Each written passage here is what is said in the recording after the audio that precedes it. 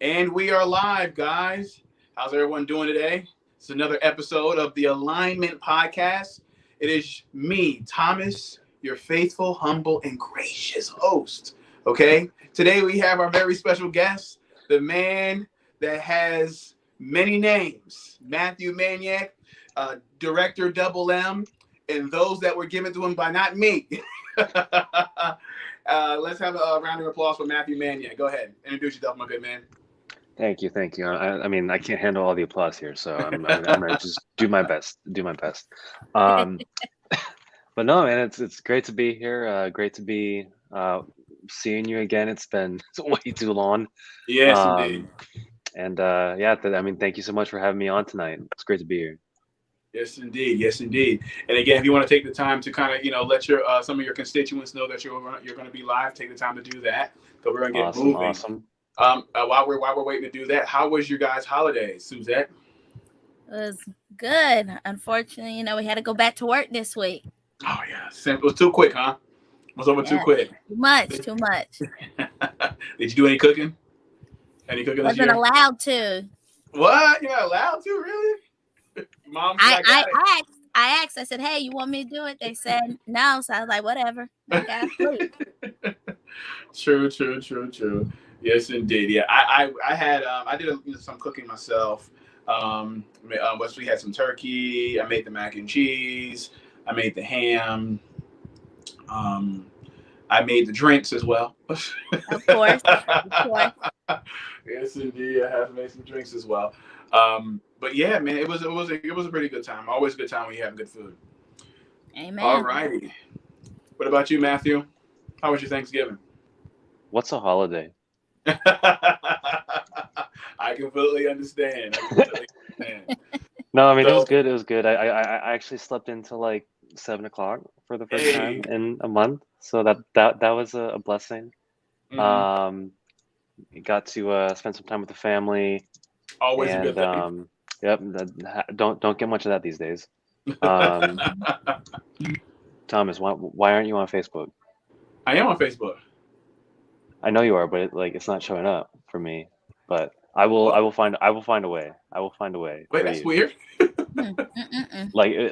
won't let me tag you, but That's weird. You out Wait, here what? you're banned, What? you, You Thomas? have you you have many profiles. You be having so many profiles that maybe I'm listen, not following all listen. of them. I Like I should be said, following two though. bro, it's not easy being me. It really isn't. Yes, indeed. All right, hold on. I got you on my main or on my business page. Hmm. Or I got alignment on my business page. Hmm. Let's do this. Now, Thomas Curry. There you go. Firing away.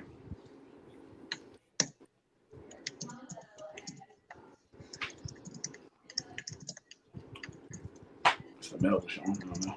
But while he's doing that, guys, one of the things that I was found very interesting is I guess am excited for the first time for a Spider-Man movie that is starring Tom Holland. So so there's that. And Did you get your tickets before the prices hiked to $25,000? oh well, me, I'm waiting for it to come out on Disney Plus. So I've gotten so used to waiting through this whole pandemic thing that at this point it's kind of like I'll wait. Everything comes. But let's get right into it, guys. Again, this is Matthew Manyak, the man that people have been requesting to see for quite some time because he's supposed to be the brains behind the operation. And before we get started, let me just give Matthew a chance to introduce himself and kind of tell everybody what he does. Well, I mean, I do need to correct something in that statement right there. So you Go said ahead. that people think I'm the brains of the operation. That is no longer the case. That is no longer the case.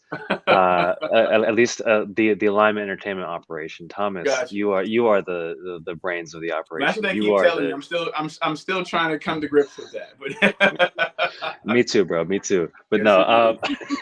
no. So I am the former CEO, now not CEO of Alignment Entertainment, superseded by the gracious and amazing and honorable Thomas Curry, presiding. And now I am a full-time multimedia specialist based out of Jacksonville, Florida. I do pretty much anything in the multimedia space across, I mean, whatever industry pays me. So, but no, social media, video, photo, web design, graphic design, marketing, consulting, like literally the whole 9 yards. If it's got something to do with media, I probably do it. And if I don't do it, then I know someone that does. But I used to work at Amazon for a bit, and then left there in April of this year. Went full time, and now it's business is booming, my man. Business is booming, and That's what I keep I hearing. couldn't be happier. Awesome. Well, let me ask you a question, Matthew. We're gonna go down. We're gonna take a trip down memory lane here, okay? Ooh, which one? The dark one or the happy one with the unicorns and the rainbows? Oh, we're gonna get into the nitty gritty of it all. We're gonna see. Ooh, We're gonna try to penetrate who is Matthew Manyak? Okay, so let's go back, okay, and start with what was it that decided to make you, or what was it that you when you decided that you were interested in doing film? Okay, we're going way back. Oh yeah. So, long story short, in elementary school, I went through a very severe depression. Very like dark place. Was suicidal for a bit, and then I had this like voice in my head that was like, if you go through and you do this, then there's no hope for what could be. And so I was in 5th grade at the time. I kind of sat there and like took that in and said, okay. So I told myself I'd give myself a week to find something that would break me out of that hole that I was in. And if I did, I would stick with that the rest of my life and follow that path. And if I didn't, I'd come back and finish where I started. But thankfully, I'm still here. Absolutely. Over a decade later. And so I basically what happened was I picked up the pen and I started writing short stories, which eventually led to this kind of feeling of I want to take this a step further. I want to do something more with this. And so I was like, okay, I can either like I got to bring these stories to life somehow. And then for me, that either meant going into filmmaking or going into the theater. And at the time, I was not much of a theater person that I am now. I'm still. I'm more of a theater person now than I was then, but I still preferred my movies to my Broadway. But mad respect to all of my theater people out there who are watching this. But no, so kind of went with that for a bit and did just like, your traditional backyard Nerf war, YouTube, in the neighborhood kind of videos. And I did that for a bit. Then sets kind of got bigger.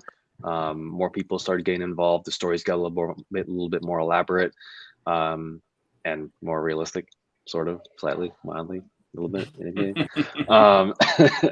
And slowly but surely, physics also became a thing because those don't exist on YouTube. And then, eventually made a short film, little thing called After the Fall that has picked up a lot of traction.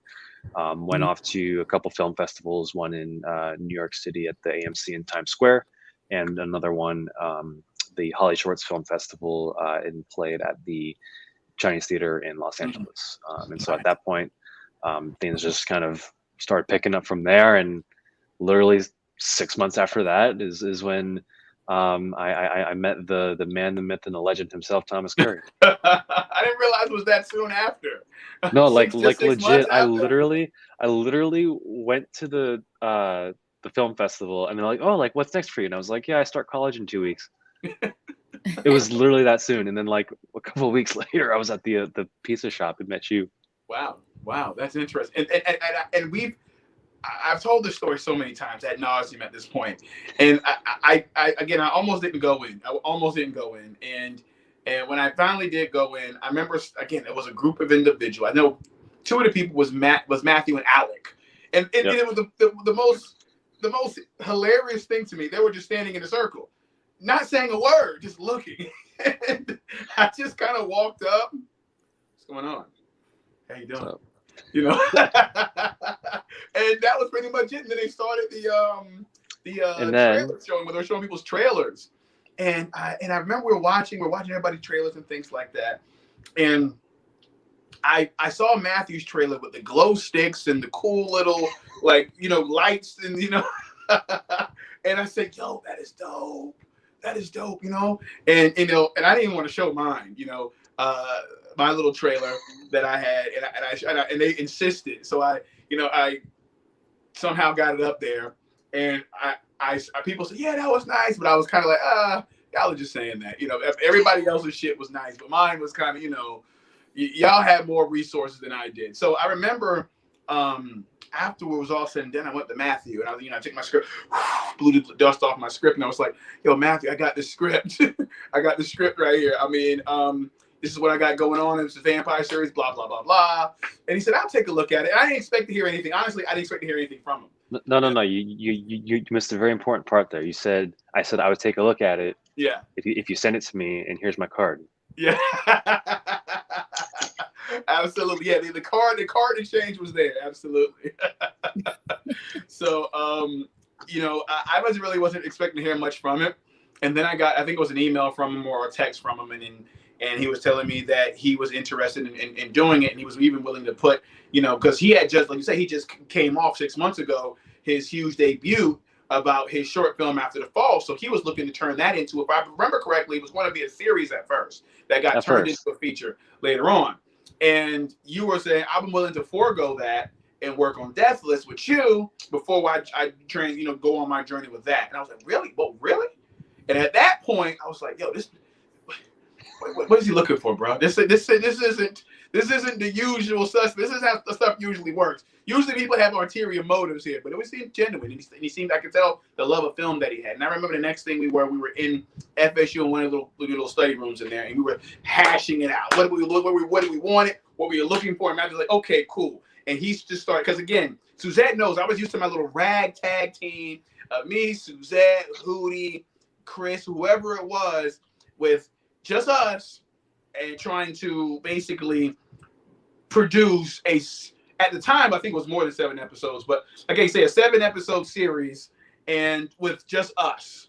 And Matthew's like, I don't think that, you know, we're going to have to get, you know, ADs, you know, grips, everything else. You can't with DP, you know, the whole shebang, right? And yeah, that's that shit. Yeah, that's that shit right. Yeah, absolutely. That's what I want. So, you know, and we started writing some stuff down, and we started talking about drones and cameras and so forth like that. And the next thing you know, we got a whole team of people. Thank goodness. And I appreciate I say this all the time, I appreciate everybody that came out, you know, used their God-given free time to help me produce this project. It was phenomenal. I really appreciate it. But when we had an actual team of a bunch of people working different points in the project, which was phenomenal to me. I have never been I have been on some big sets, but not one of mine. And yeah, man, the rest is history. As y'all know, Deathless is on Amazon Prime right now. Definitely go check that out if you haven't seen it already. So yeah, and at that point, that was the point in time where me and Matthew created that bond that we've been basically holding on to ever since. It's a brother from another mother. He knows that. And if you can kind of remind the people, Matthew, we actually end up going to a film conference in California called AFM. The American Film Market. Absolutely. If Matthew, you want to go ahead and touch on that a little bit? Yeah, no, I mean, it was a really great experience, and learned a lot. I mean, you were insane. Like, so the blessing of it is that, like, particularly at the time, I was still kind of in my like introverted shell that I'm still kind of in. And Thomas over here, like I don't even know how to like describe this. I disappeared into a seminar for like an hour and a half, and I walked back and to meet with Thomas, and he's got a stack of business cards like that big, and I'm like, what the heck did you just do? And I was like, like I'm pretty sure that you probably rubbed shoulders with everybody at the entire Yeah, that conference was while we were exactly there. rubbing noses with everybody. Drop And this man in a lobby, and he will walk out knowing everyone's name. It is insane. Yeah, it was a very interesting time, and then it was a very nice experience. It was an amazing networking event, I will say that, and some of the little I guess little gifts that came with certain passes. We got to go to the Exactly. carousel. Yeah, yeah. Tesla and Oh yeah. Yeah, I see what you did there, right? That one did not go as we according to plan, but we still had a very nice Mercedes that we cruised around down in. yeah, we downgraded to a Mercedes. It's the running joke. It's the running Yes, joke. indeed. I Yes, love indeed. Mercedes. They're great cars. Great car. Tesla makes for great cars too. Yeah, sponsor us, Mercedes and Tesla. With that being said, yeah, we had went and one of the fun things I found very interesting is like they had a little event afterwards for everybody called I think the carousel Carousel Cocktails was a filmmakers It was cocktail really cool. hour. It was all you can drink, and that's all they had to say to me. But it was all you can drink, with ice cream and other little finger foods. And we just went and just basically brown nosed at everybody the entire time. And at the very interesting part, everybody there was this, huge deal in their eyes. So we're speaking to people that are literally on the same level or below us. That and again, that has nothing wrong. And above us. Oh yeah. Oh, that's true. There was definitely a nice mix of representation that was there. People that were making their first features were there, and then you also had some very very established people. It was actually really cool because it's like when we went, and some of the people that we met, yes, we've friended them on Facebook and stuff like that, and have continued to hone those friendships and those relationships since then. But it was really cool because it's like you fast forward a year or 2 years, some of them have become big on Netflix. One in particular. Yeah, absolutely. Was it Soma was one that I'd seen advertised while we were there, and a couple months later I see it advertised on my Delta flight, and I'm like, oh, I want to check this out.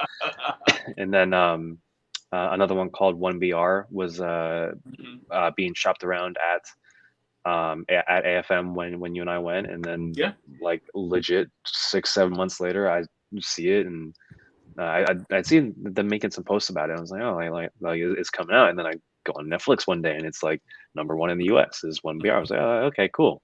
I know those guys. Yeah, absolutely. We met them face to face, and it's very interesting because there was another part to that where we actually got VIP into one of the clubs. We got to cut the line, and we got to walk straight into a club. Wait, you mean that you don't get that treatment naturally? Not in California. I mean, nobody knows who I was in California. I mean, people where I'm from, people know who I am, so they open doors. Gotcha. Okay, there we go. There we go. California, I wasn't expecting that kind of treatment because, again, there's a couple of celebrities that live in California. It was Brad Pitts and those alike. So. Well, I mean, I don't know about you, but it's like I've always grown up hearing it's like you got Brad Pitt, you got Leo, and you got Thomas Curry right there. I was like,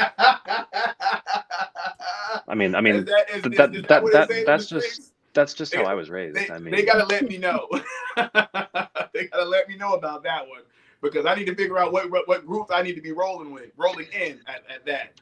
But yeah, it's been a very fascinating, enjoyable, and fun ride, man. And it's not over yet, man. And seeing where we've come from and where we are now is amazing, man. And again, even creating the company, when we got together and said we're going to create this company, and we all went in, we put our fist in, and we formed Ultron, and built the company.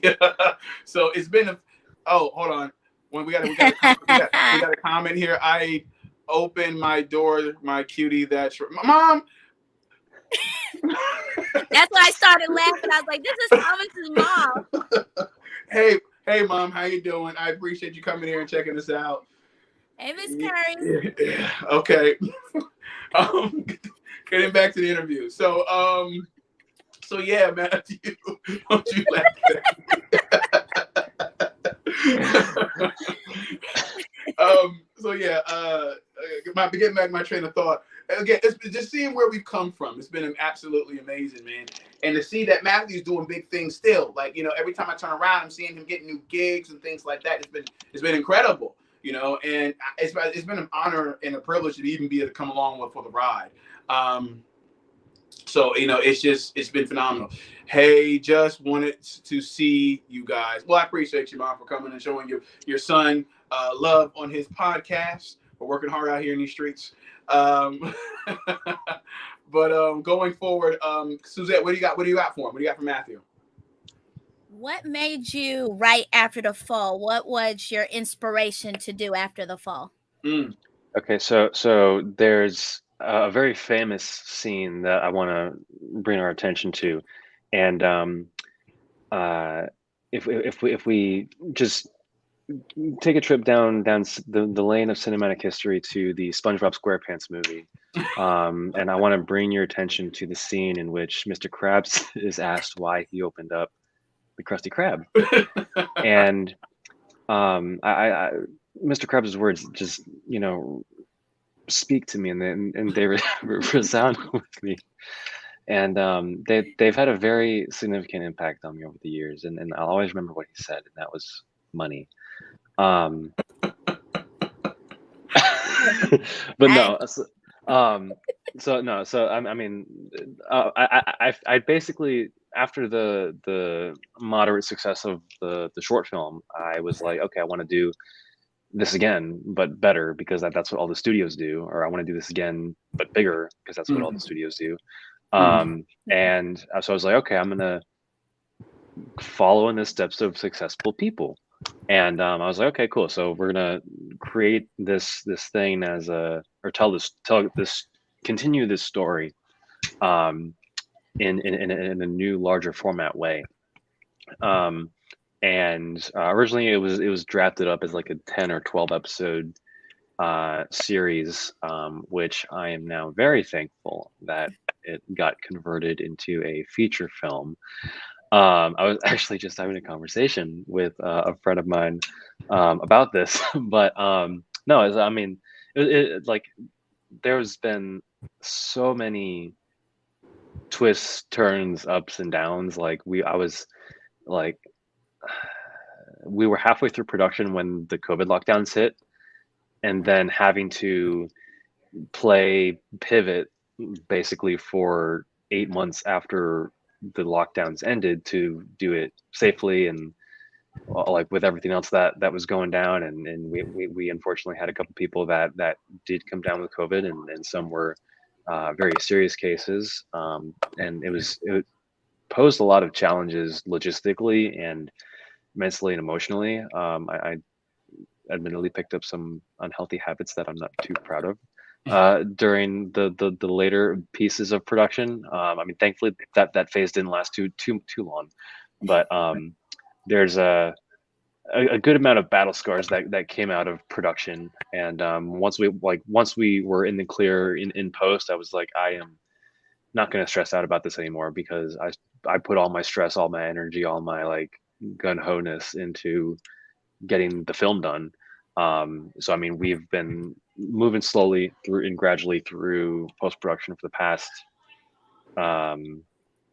I don't even know, like year and a half, 2 years. It's been a very long time, but I actually just got the all clear from my audio post team, so that they're basically taking it and running with it now, doing the final like audio bits and pieces on it, and we're like in the home stretch. It's essentially in their hands, and once they send that audio back to me, it's checkbox. Nice. Well, my question to you is, Matthew, now that Deathless is finished and complete, when you look back at it, what are your thoughts? I put a lot of miles on my car. Still did. So I mean, Deathless was a great experience, and I would not be the person that I am today. I would not be the business owner that I am today. I would not be the filmmaker that I am today, had I not gone through the process of making Deathless. It basically was the foundational element of me managing, or even with the team managing a larger group. And I would not have been able to make After the Fall as a feature film without the experiences of Deathless. And just everything that has spurned out of that has been to my advantage and like been a tremendous blessing. Yeah, I mean, it was hard. It was a challenge. I did have a. Oh yeah.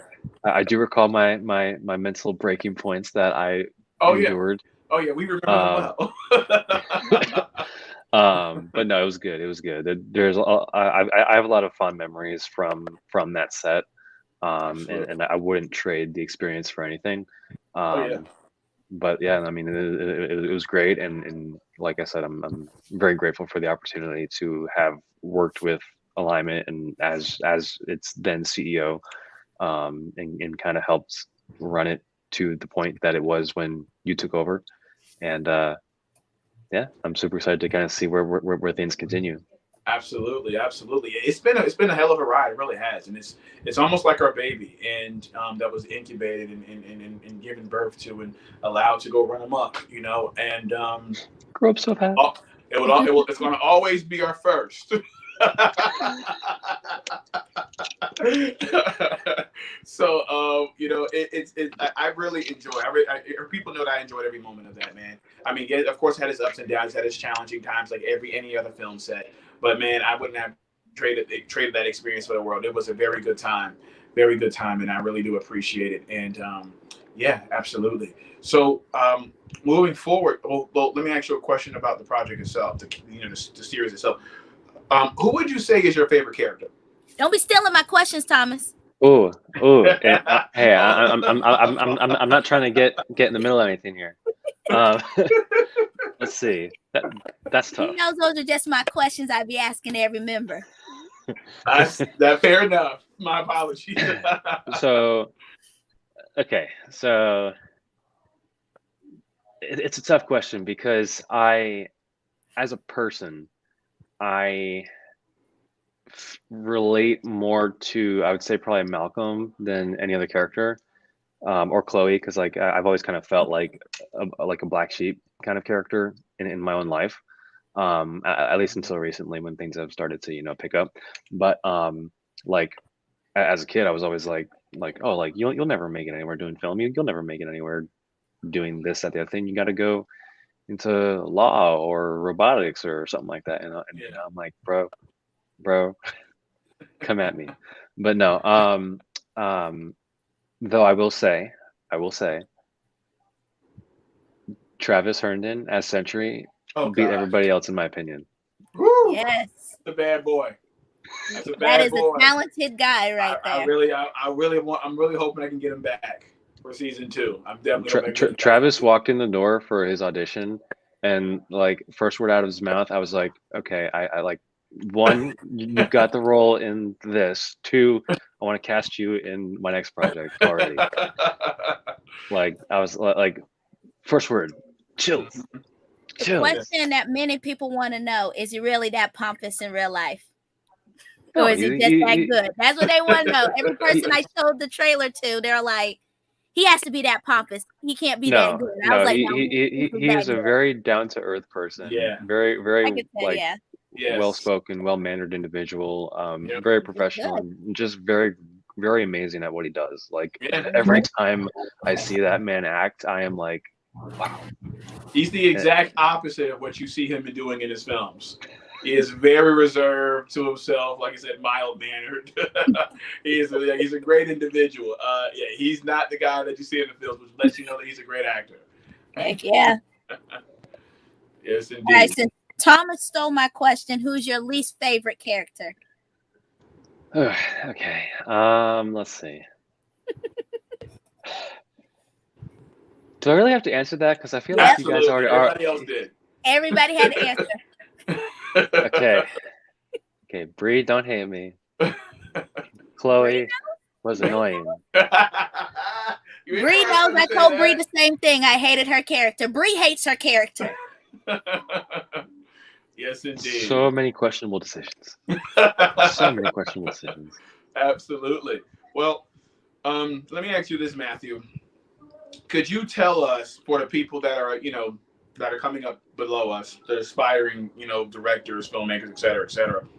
Can you give them a word of advice for the ones that are trying to do what we're doing now? What would be some of the things you would tell someone that's trying to aspire to do what we got going on right now? Okay, so I'm gonna give you 2 for 1. Okay. And so one is the classic, like, if you want something in life, never give up on it. Like, if filmmaking is truly the direction that you want to go, then go all in. Like, do not hold anything back. If like this is an industry, this is a world where you have to prove that you want whatever it is that you want more than the next person. And so it's like, people are like, oh, Matthew, like, why do you work 18 hours a day? Why do you work 20 hours a day? It's like, why do you work? I mean, sometimes, why do you work 72 hours a day? And it's like, well, I really want that Lamborghini. I really want that Corvette. I really want that yacht. Like, that's the life that I want. And it's like, until I get that, it's like, I don't care what stands in my way. I'm going to go after it. And so it's the same thing with film. It's like there were a lot of my colleagues that I like, that have since fallen off kind of the map in a way. And I mean, sometimes there's the argument that it's like, if you let go of it, then you didn't want it enough. And I don't necessarily believe that. I believe that people change and people's wishes change over time. My own desires change over time. Like, literally a year ago, I was like, I still want to be a filmmaker. I want to be this, like, Oscar-winning director, producer, screenwriter, da, da, da, da, da. And then I had some experiences through the production of After the Fall, and just in general, that kind of have shifted my life mindset away from that and more to just, I want to be in my beach house, driving my sports car, and like happily retired. Like that's kind of now my long-term kind of personal goal, aside from, like, leaving a positive impact on the planet and the people around me, and ultimately showing people that it's like, you can do whatever you set your mind to if you just don't give up. So that's the first piece of advice, the piece of advice that I would give anybody. But the second one that I want to, I guess, impart on up and coming filmmakers is it's a little more cynical in nature, but I think if we look through that lens, there's going to be a point that's missed. And so that second piece of advice is, if you are coming at it from the standpoint of a producer or director, you have to be able to, or both. Well, I mean, for me, I was always doing writing, directing, producing, or directing, producing, shooting, or some mix of the three, 2 or 3, and it was wearing me out, and I was just, it was bad. But I'm trying to figure out how to word this properly, but it's you have to learn to separate the mindset, to separate your emotional attachment from the business and career attachment to a certain project.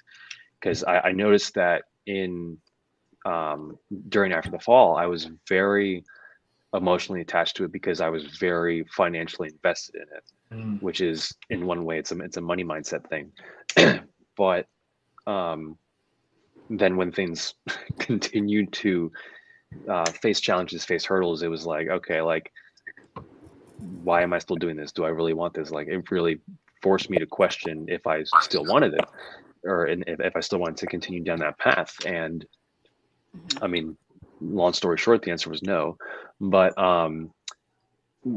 there was the portion of it that was the hardest was towards the end, because I was so worn out. I was so, like, I was depressed going through and making the film because of how After the Fall, yeah. Because I was very emotionally invested, and I was very heavily financially invested for the available assets that I had at the time. Because I basically have spent on that film what I would have spent on the final 2 years of my college degree had I stayed, which, going to FSU is a decent amount. Yeah. So I'm not going to give exact numbers, but I'm just kind of giving a rough estimate. while working a warehouse job and paying bills to live and all that good stuff. So emotionally strained, financially strained towards the end. But the thing that I now like looking back now, because my money mindset has shifted and my emotional attachment to business has shifted. It's like looking back at it, I was like, I was a child making that film. And like looking back now, it's like there was so much that I could have done differently had I removed my emotional attachment to the film. And it was because of that emotional attachment that I was so worn out, that I was so like mentally drained at the end of it. But yeah, I mean, like film is a stressful, rigorous, Yes, time-consuming beast, and if you maintain that that emotional attachment too closely and you hold it too close to yourself, it's like the metaphorical apple that you hold. It's like you hold it for a minute, you're good, but if you hold it for as long as I did, we started shooting in the summer of 2018 and we wrapped like in the winter of early 2020, I think is what it was when we finally wrapped with all the with like reshoots and stuff. And it was like you hold the apple for that long, your arm's gonna fall off. And yeah, so I mean, call it a learning experience, but I have to say that had I removed my emotional attachment, I think the film, that the process and its impact on me would have been a lot more seamless. So in short is remove your emotional attachment to the process, because it's just a process. It's just a project. You're going to make it and you're going to find a way to make it. It's like where there's a will, there's a way. And just don't attach that will to the process, attach that will to the goal. That's probably the best way that I could put it. Very good, very good. And that's very interesting what you're bringing up, because I think a lot of people, even like myself, will get caught up on the emotional end, that it has to be the way we envision it. It has to go the way that we wanted it to go from the beginning. And too often, I should say, is that most Hollywood scripts that are made are never what you see on screen. Never. No, absolutely. There was a Twitter post or something that I'd seen. I think it was from Christopher McQuarrie, the director of the more recent Mission Impossible installments, and he had said something along the lines of there are 3 films that you make. There's the one that you write, the one that you shoot, and the one that comes out of the editing room, or something like that. And it's like that. It's so true. And though for me, it was never about getting everything on the script that was in my head into reality, because I knew that 1, with the budget that I had, 2, with the resources that I had, 3, just knowing the process that wasn't going to happen. It was more of a logistical challenge, I have to say, than anything else, particularly due to the impacts of the pandemic and some of the individuals in the local film scene. That it was an interesting experience overall, but we got through it. I'm happy with what we have. It's been really cool. Like post-production has gone, it's been a while, but it's gone smooth. It's gone very smooth. And I honestly think that the reason for that is because I was able to remove my emotion from it after production. So that's very interesting, man, because when I think back on some of the trials and tribulations that we had when we were shooting Deathless, and having that emotional attachment to like I said, to the process on how things should go, can take up a lot of space inside your head, and can mentally exhaust you. And I think that is a problem that a lot of us have when we're working on a project, because we want to do it right. We want the best results that we can possibly get from what we're doing and what we're investing in. And sometimes we strain ourselves, I think, trying to, produce things in a way that we feel is going to be the best course of action. And sometimes I think you're right. Sometimes you just got to let go and kind of let things go the way they go in order to allow the project to see its fruition. And oftentimes, you'll see that, things come together. Things come together. Things work out.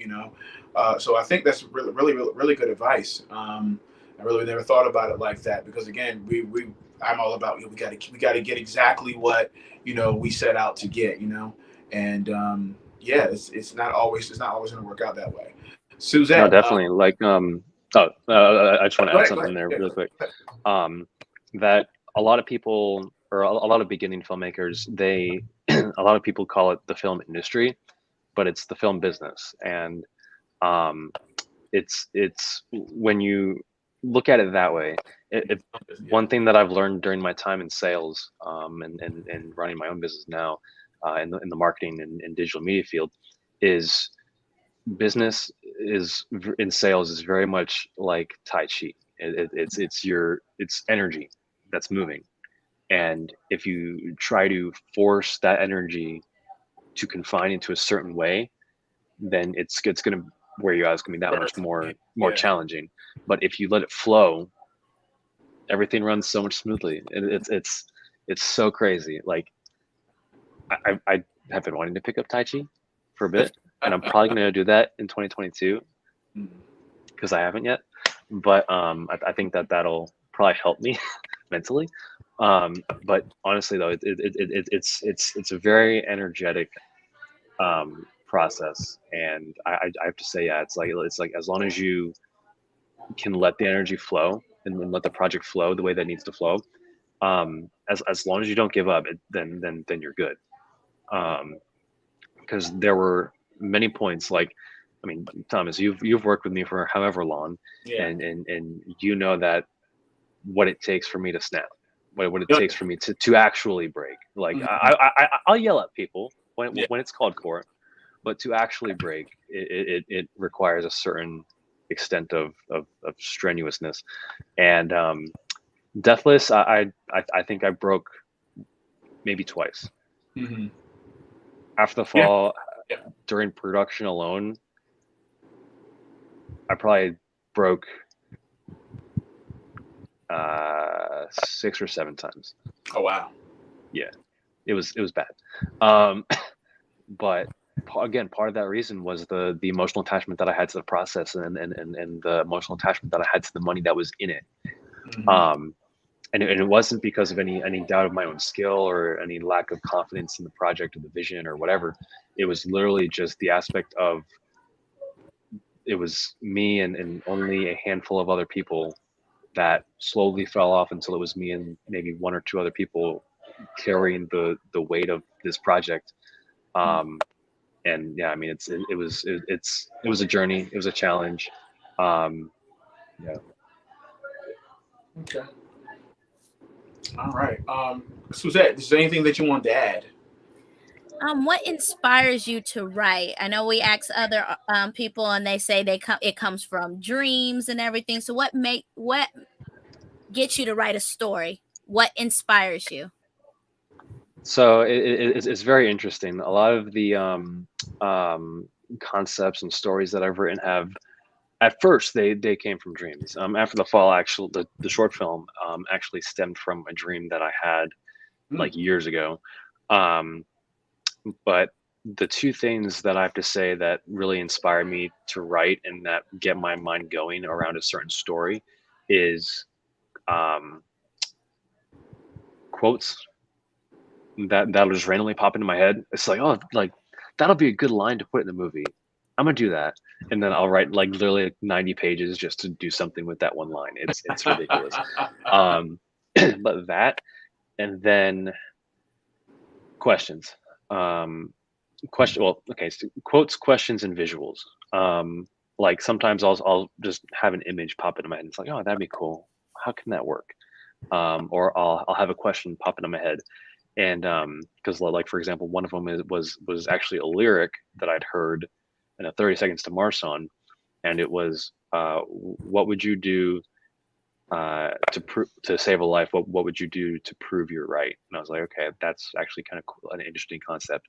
And so I was like, okay, then I wrote a screenplay based around that a while back, and yeah. So I mean, a lot of things will inspire me to write, but quotes, I have to say, take the biggest cake, the biggest piece of the pie, I should say.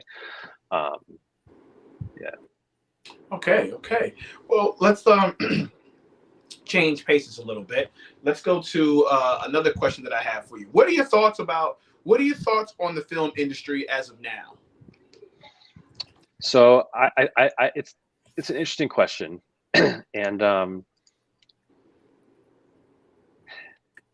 give it a it's a very interesting question. Yeah, because I have to be very careful how I answer this question. Absolutely, understandable. I say one thing, I'm gonna make one side angry. I say another thing, it's gonna make the other side angry.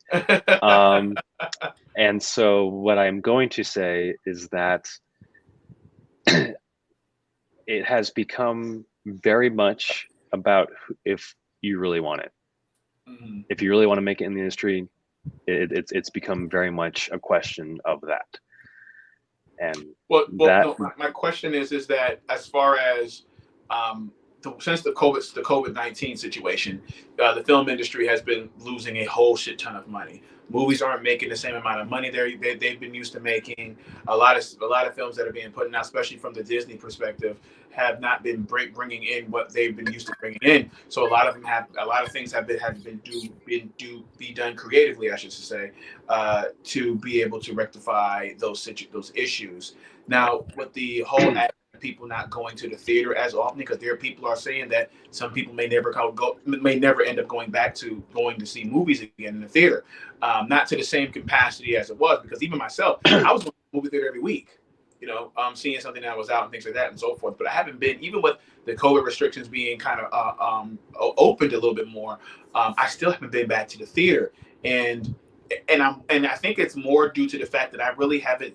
There really hasn't been anything that I've been like, I gotta see that. But also, to be fair, the advent of the whole huge boom in streaming and the streaming sites.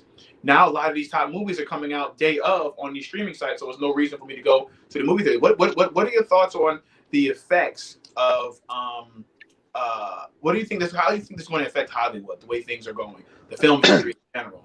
So I would say that it's not the death of one, like it's certainly the end of a chapter, mm-hmm. but that doesn't necessarily mean it's the end of, say, movie theaters, mm-hmm. in my opinion, because you look at some of these movies like I mean particularly like the Marvel juggernauts, it's your they're still topping the charts in the box office. They're still bringing in 9-figure revenues from like their opening weekends and stuff. You must not have heard. From my understanding, Shang-Chi lost money. What was the other one that came out? Eternals lost money. So I mean that could very well be possible. Mm-hmm. I mean, I haven't been following the situation as much. I just know that Marvel's still making a ton of money. I'm pretty sure other avenues, they got Disney Plus shows, et cetera, et cetera. I'm just talking about the big heavy hitters that are theatrical debuts. I think that like I said, it's in my opinion, it's not the end of a chapter. It's just the transition, and like we were talking about before, it's energy. So before it was a box, now it's a prism. Mm-hmm. So it's the same thing, just transitory in space right now, because it's like I feel like movie theaters may and probably will start to shut down a little bit. I would forecast that we would see a decrease mm-hmm. in movie theaters just because of more people staying at home, doing the streaming site thing. But I don't think that will see a complete like kill off of them, because mm-hmm. there's still going to be that audience that's going to go to the theaters and see movies like Dune, which I saw that in movie theater. I had to. Great film. I enjoyed it. It was long, but it was great. And I'm super excited for part 2.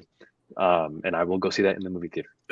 Well, what about, I mean, like, for example, we all remember Blockbuster. We remember the movie galleries where people would go and rent these movies. And I always find it very fascinating that, you know, if you guys remember, I'm not sure how old everybody is, but I'm old enough to remember that a movie would come out in the movie theaters and you'll have to wait sometimes a whole year before we get to the shelves in the video store. And nowadays, within the month or so, it's on a streaming network for you to go watch it. Now, with that being said, do you think that it is possible over some point in time that transition, the same transition that the world made by moving away from the video stores and renting movies, et cetera, to the whole Redbox situation to what we have now, which is just a mass supply of streaming services and everybody trying to monopolize in the streaming service industry and saying that they're going to put their premium content on here, even with their theatrical release, they're releasing it side by side. So do you think that that is an inevitability that the movie theater movie theater genre may end up going the way of Blockbuster and movie galleries and such? Well, I mean, like I said, I don't think that we're going to see a full kill off. I think we'll see a decrease in numbers, but I think it's going to be like, I mean, you still got select drive-in movie theaters, and then those are making a slight comeback and things like that. Like you've got museums, right? It's like we're not going to get rid of museums, even though it like. I mean, I don't remember the last time I went to an actual museum. I mean, like, but there's a market because you've got that sector of society that is going to want to study history. Same thing. You've got that sector of society that's going to want to go to the movie theater. So I don't think we'll see an end in the movie theater space. I think we'll just see a decrease in numbers. But it's very interesting the shift that we're seeing in regards to like streaming platforms, and particularly the fact that a lot of them are creating their own content, which is really cool. I actually recently got Apple Plus or Apple TV Plus, and there's actually some really good shows on that. Contrary to that is made by Apple, like Apple produced. Yeah, Apple originals. Like I've been binging Invasion, which is actually really good. Like I thought Quiet Place had me on edge for like an alien invasion kind of film. Yeah. But literally, I think it was like episode 6 or 7. I was watching that last night. It was a straight hour. I was like, this is intense. So like, and it's shot beautifully. Very well written. Highly recommend Invasion on Apple TV Plus. They do not sponsor me, even though I wish that they did. But no. But kind of harkening back to the point is it's interesting because there was a point in time when studios, I think it was owned, like had their own branch of theaters, and then the U.S. government stepped in, like on some sort of like antitrust law kind of deal, basically because they controlled the entire vertical, and so we're seeing a similar model come out of these streaming platforms where they're basically doing the same thing, just instead of a theatrical standpoint, it's just digital now.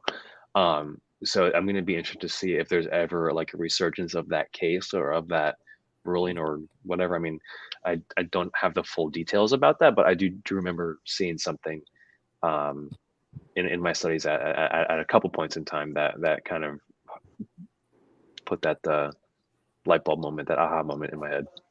Well, what would you say is a movie that's coming out very soon that you're excited to see? What is a movie that Matthew Mania is excited to see that's coming out soon? Let's see. After the Fall. Fair enough. Finally, I'm excited about that myself.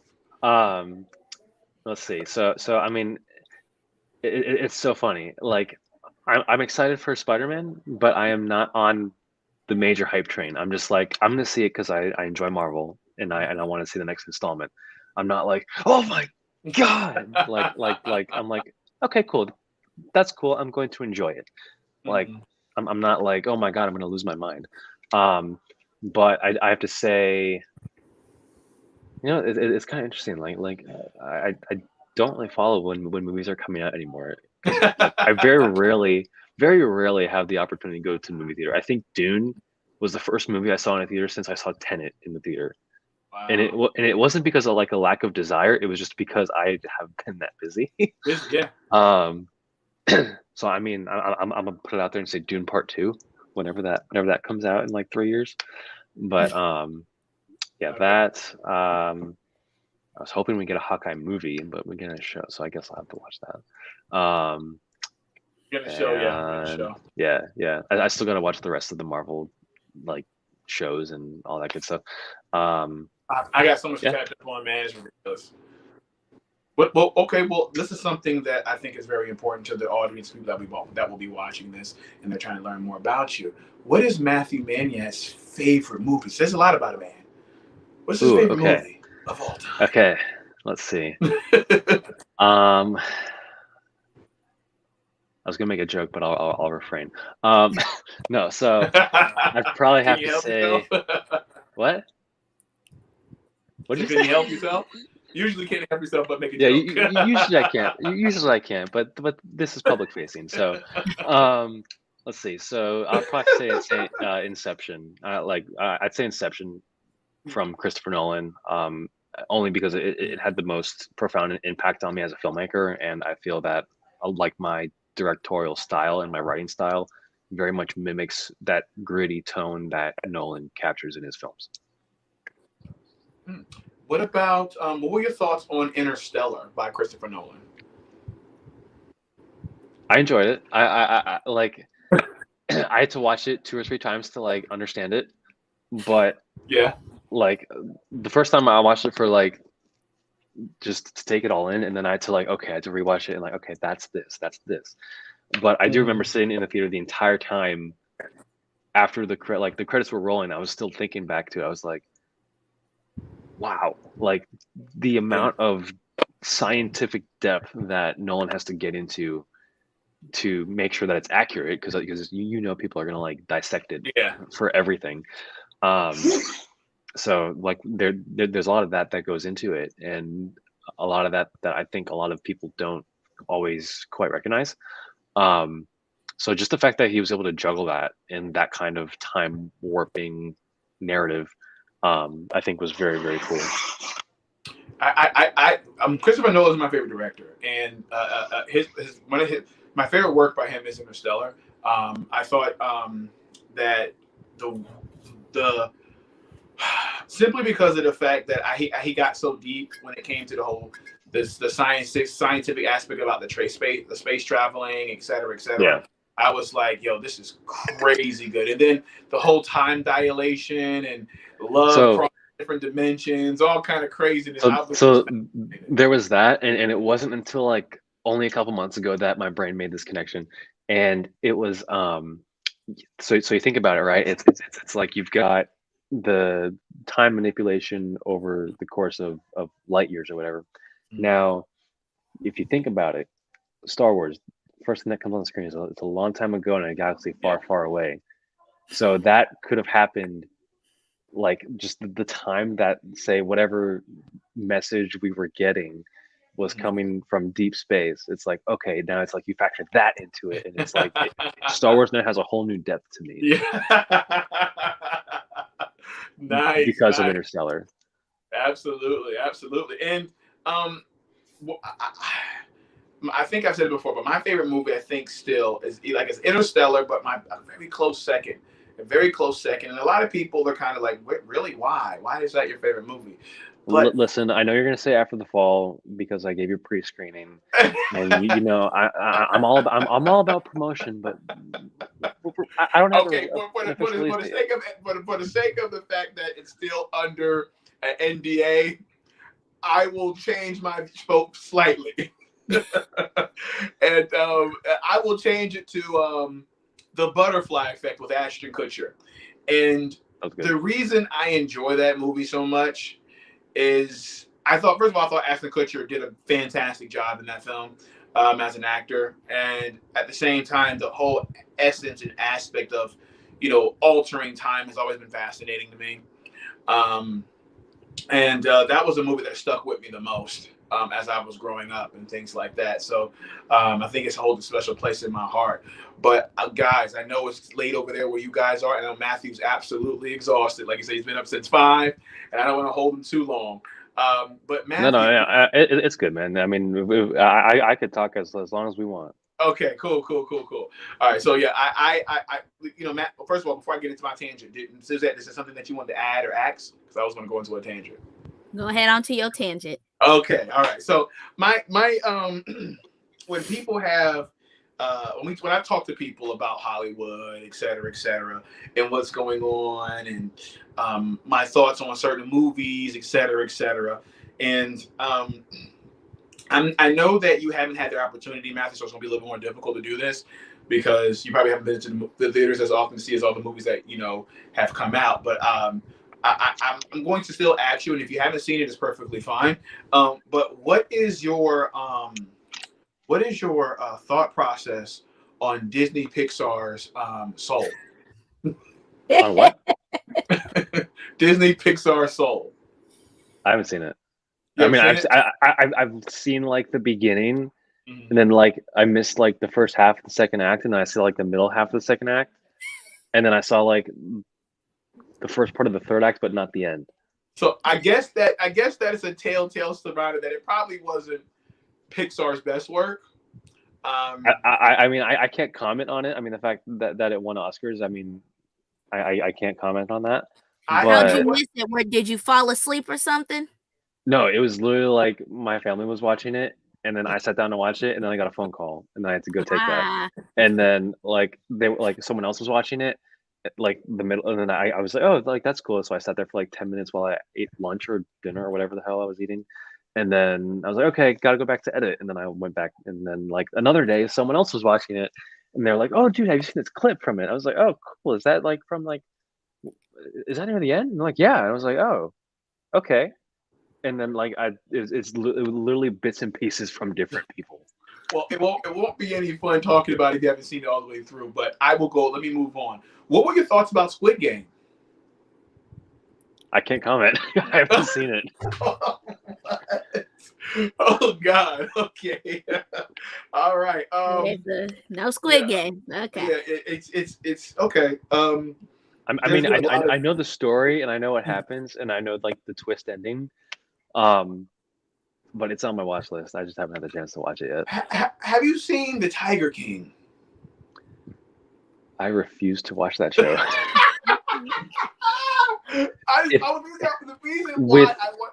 With all due respect, and I do realize that this is public facing, but if I would want to kill brain cells, I would drink alcohol. The reason why I asked that because I want to know if you understood the hype. Oh, I still don't. It is not hype that I strive to understand. Look, okay. The hype was because we were in a pandemic. We were bored. We had nothing else to do, and we watched it. And it became right after the pandemic started, that came out, and it went all over the internet because everybody was watching it. My pandemic was spent pivoting around when we were going to reopen, so I could get back to shooting. Because it was like, oh, we're gonna reopen in February. It's like, okay, cool, guys, what's your schedules like for these weekends? And then like I was pre-ordering masks and all that stuff, and like just doing whatever precautions I could. Yeah. And then the masks would come in. I was like, okay, cool, we're ready. It's like, oh, we're gonna push back to March. I was like, you gotta be fucking kidding me. And then it's like, okay, okay, wait. And then they're like, oh, we're going to, postpone the lockdowns indefinitely. I was like, okay. And then I was just waiting. It's like, oh, we're going to reopen in a week. I was like, guys, what's up? What's your schedules looking like? And so that's literally what my pandemic was. I mean, I spent a lot of time writing. Societal norms with everybody. I spent a lot of time writing. And then when I wasn't writing or working, because I was at Amazon, so we were open the entire time. So for me, it was literally business as usual. Gotcha. COVID did like nothing for me, but I mean, it did some things for me, but it didn't do much. It didn't really stop your work and everything. It just changed the order in which I did certain tasks. Right. Now it hit certain milestones. Now I know you have seen Game of Thrones. Oh yeah. One of the things that I was a little bothered about, especially when it came to Squid Games, and again, Squid Games is a very good series. I enjoyed the watch of Squid Games. Very good series. I enjoyed it. My question though is why there was people that, and again, I know this isn't for the main people that watch Squid Games, so please don't crucify me. I'm just talking about certain conversations that I've had. People were trying to compare it to Game of Thrones, and I was like, nowhere near it. Clutching my pearls. I'm like, wait a minute, hold up. See how quickly people forget. Okay, we forget things very, very quickly, and despite the last season, as we know, most people were very disappointed in the last season. So I think that kind of pushes and helps people be like, well, I'm no longer going to be thinking about it because since the ending wasn't as epic as the beginning, then it's easier for me to forget. But I think some people can become very, very disrespectful when it comes to the aspect of trying to compare certain cinema to things that I don't think it should be even in the same realm, to be fair. And again, I say that with all respect. With all respect, okay? Again, Squid Games is a great show. I enjoyed it. I enjoyed it thoroughly, okay? But the people that, and you know who you are, that were trying to compare it to Game of Thrones, should be ashamed of yourself, okay? And I should get George R.R. Martin to start pressing charges, liable suits of malice and slander. Oh my God! But the pure madness that was being spoken. But anyways, I will say this: when it comes to the because everybody after Game of Thrones ended, everybody was looking for a spiritual successor, and The Witcher came out, and even though The Witcher does not hit on this, it can't hit in the same points that it can't, for example, can't scratch the itch that the Game of Thrones fans were looking for, and it's simply because of how Game of Thrones is produced. It's an episodic adventure, but every episode is a different story. So it's not not necessarily, it is, but it isn't a continuation of a linear storyline. So you can't really get attached to it like you would the characters in Game of Thrones, as is a linear storyline going to a certain point. Now, I will ask this, Matthew, have you seen the trailer for the new Game of Thrones prequel? I've seen like the 30-second Instagram clip. Oh, there's a longer one. I know there is. I haven't seen it yet. Yeah. I mean, I've seen what I need to see to be hyped for it. Yeah. I just haven't had the chance to watch the whole trailer. I am more hyped above anything. I'm hyped for Halo Infinite. I will say this. I swore after season 8 that there was nothing that HBO can do to bring me back for any more Game of Thrones anything. I said, you know what, you guys have disrespected the legacy that you built. Mm-hmm. And when I must admit, after watching that trailer, it's a breath of fresh air. And maybe I'm deprived. Maybe I'm just deprived of good cinema. Maybe I'm watching House on repeat too often. Maybe it's because of that. But damn it, when I saw the trailer, I found myself being reeled back in. And the sad part about it was too is when I saw the Spiderman trailer, and the power of film, ladies and gentlemen. And Matthew knows this. We've had conversations about this. I am not the hugest fan of Sony's new Spider-Man with Tom Holland. Now, I say this all the time. It has nothing to do with Tom Holland. I think Tom Holland is a fan-fucking-tastic Spider-Man. I really do. I just think the script writing is awful. I think that the cast and characters and the way they produce the script is not the greatest, in my opinion. But this new Spider-Man has seemed to be looking to do something that us as fans have actually asked for a very long time. If people that are in the fandom know, we said we want a Spideyverse, Into the Spideyverse type of film, bringing back potentially, allegedly, excuse me, Sonny, because I know you made homeboy delete the tweet, but I'm gonna say allegedly, Andrew Garfield and Tobey Maguire being in that film. But with that said, wait, they are. Trailer. Oh, you didn't see it? Oh, you didn't see that, Matthew. Of course, I've seen it. But when they showed that trailer, when they showed Doc Ock, and I was wondering, was it CGI? Because I was like, he has aged well. So I don't know if it's CGI or not. I'm assuming they got the character back. But that hooked me. When I saw Doc Ock, I said, I'm sold. So I wonder if they're going to bring in William Dafoe. What are your thoughts, Matt? So I am excited to see how they do it, because it's like there's only like, for me, I was very unfortunately disappointed in the way that they executed Endgame, because like they had such a great setup with Infinity War. Yep. And I was like, at the end of Infinity War, I was like, please God, don't do the time jump, heist plot line that they could go down, and they did. I was like,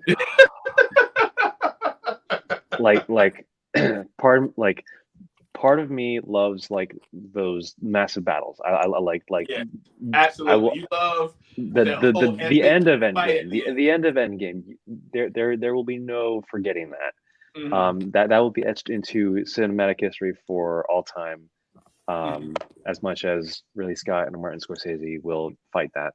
But I just to say, like, I think that there's definitely a specific lack of experimentation narratively in Hollywood. But I mean, to some extent, it works, because I mean, we'll go see. Well, people are the comfortable same with film. what they're familiar with. Yeah, they're comfortable with what they know. Yeah. So it's like okay, cool. Like, I mean, there's different ways that they can take the whole multiverse thing, which I'm interested to see how it plays out in the long term, and how they make it, how they ground it, or if they choose to ground it, or if they're like, we're gonna snap it or something. I don't know. But in any case, I'm excited to see how they play it, because I'm like, you can have great concepts, great elements, and great like ultimate storytelling. But if the concept itself isn't grounded in reality at some degree, then I'm like, okay, like, you lost me. Because it's like when you had Tony or whatever do his science thing, his math hologram or whatever, and solve time in Endgame, I was like, okay, cool. Like that, I don't understand the math, but there's math. So like that part, I was like, okay, cool. Like I can suspend disbelief for that purpose, or for the sake of that explanation. But when you go and you just start jumping things, it's like, okay, that's when it can kind of get like, okay, really, which is like something that I try to explore in my writing. Is I always like to take certain things that are like consistent, that we've seen before, and then tell them in a way, or present them in a way that hasn't been done before. So it's like with After Fall, it's like we've always seen the whole, like, okay, it's a zombie film, they're gonna fight zombies, cool. But it's like, okay, now how do you take a deeper dive at the emotional, physical, mental, emotional development of a character in that situation, and create a character study around that? And so that's kind of more where After the Fall comes into play. And it's like, because the character Alexa, her whole thing is that she survived a year by herself, had no contact with any humans, and then the first person that she meets, who she meets in the short film, spoiler alert, she has to kill for a specific reason that you have to watch the film to find out.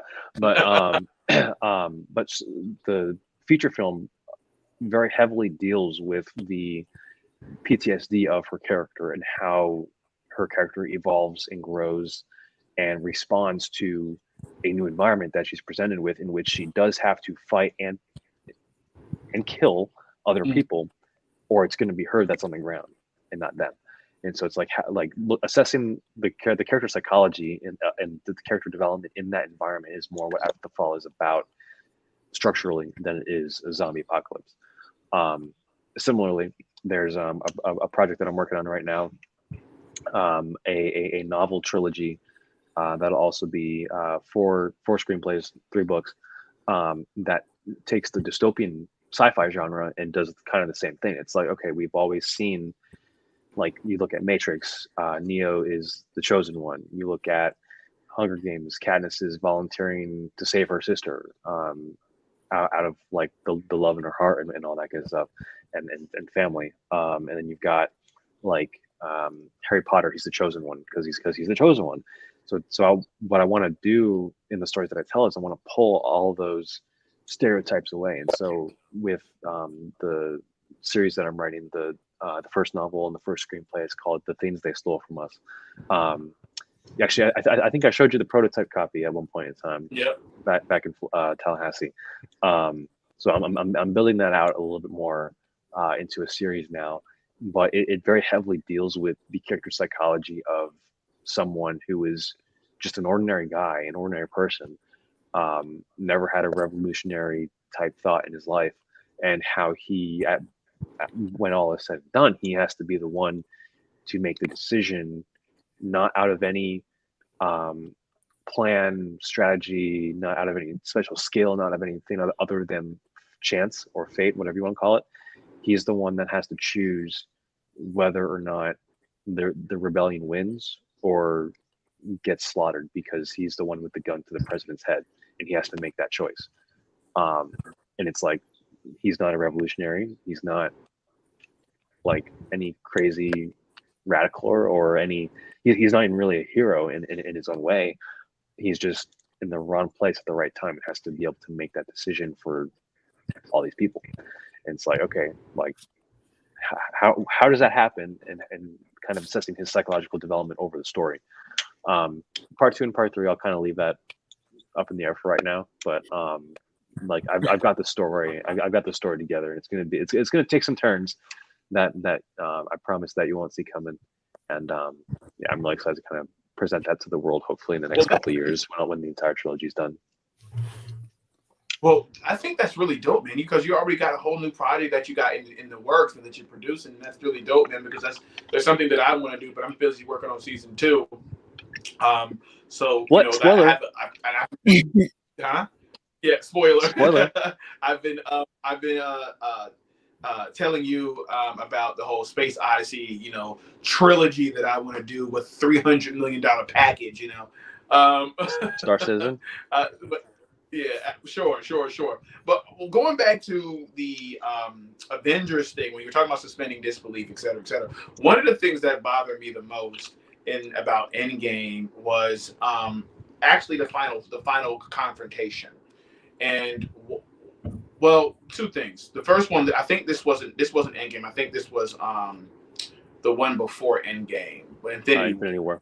And where Thanos was fighting the Hulk, and Hulk was basically pounding on him like Hulk does, Hulk smash, and then all of a sudden Thanos gets the other upper hand and starts, you know, basically beating him down and puts him to sleep. I had no problem with that scene whatsoever. Routine. Until the producers come out and say, well, you know, because they were talking about what happened. They said, yeah, you know what? It wasn't because of the Power Stone that Thanos had. It's because he was a more skilled fighter. And I was like, what? You guys are supposed to be interpreting the comics. The comics, the Thanos says on a multitude of occasions that I don't want no parts of the Hulk if I don't have to have it. And he's not going to sit back and beat the Hulk into submission, okay, with his own strength. It's not happening. But with the Power Stone, absolutely. And he had a guy with the Power Stone on it. So it made sense until the producers opened their mouth and said what they said, which was like, that was stupid.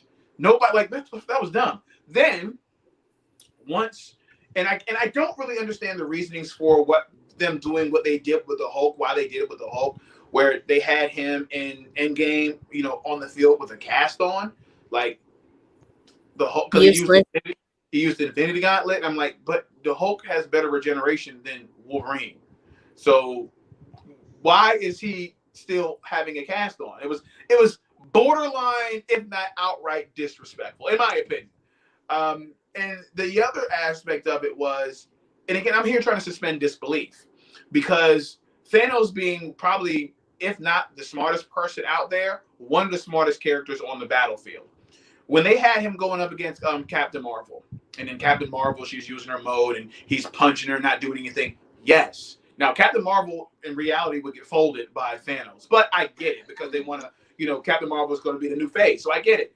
And when they had him punching her, and then he decides to grab the power because he has the gauntlet now. He has the gauntlet. He grabs the power stone just to punch her away, and it gets taken again. I'm like, you could have grabbed the time stone. You could have grabbed the reality stone. You could have grabbed the lead light. You could have ended the fight immediately, my guy. Why was it that they wrote him taking the power stone? And even then, the running around with the gauntlet, I thought was absolutely fascinating because of the fact, that I was like, that anybody could have ended this fight immediately. Now, again, I get it. If they used the gauntlet, he would have died, et cetera, et cetera. You look what it did to the Hulk. I'm like, sure, okay, but at this point, it's not just about you, which is why I enjoy the Iron Man situation, because it wasn't just about him. And when he made his sacrifice, I thought, okay, it's all well and good. It's all well and good. Why? You have the gauntlet. You have control over life and death. They went to his funeral, for fuck's sake. And I'm like, but why? You have the gauntlet. What do you mean? Why? But I understand what Marvel was trying to do. They were trying to open the door for new stuff, phase of the old characters. I get it. I just don't feel like the execution was his best. But guys, I'm looking at the time. I really got to get going. It's going. I know it's really late for you guys. It's late here, and I know it's even later for you guys. So, Matthew, I really appreciate you coming on and participating in this. Before we go, I want to give you the opportunity, though, to shout yourself out, give out your social media, where we can find you, et cetera, et cetera. So my Instagram is @director_M. For those of you who are watching this who don't know me, I'm pretty confident that everybody watching this knows me at least somewhat.